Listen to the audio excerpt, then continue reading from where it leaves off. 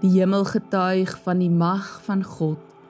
Die uitspansel maak die werk van sy hande bekend.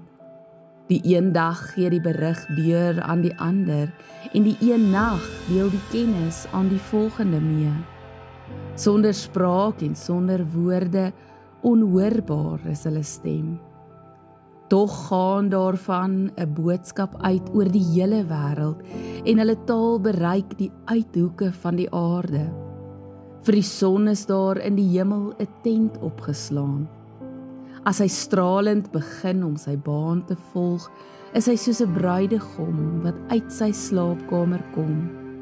Aan die een kant van die hemel kom hy op, en aan die ander kant gaan hy onder, en niks ontkom aan sy gloed nie. Die woord van die Here is volmaak, dit gee lewe.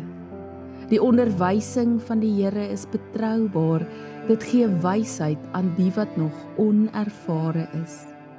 Die bevele van die Here dui die regte koers aan, dit bring blydskap. Die gebed van die Here is helder, dit gee insig.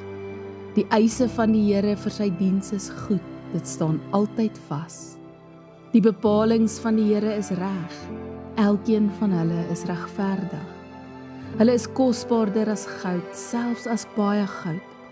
Soeter as heuning, as druppels uit 'n heuningkoek.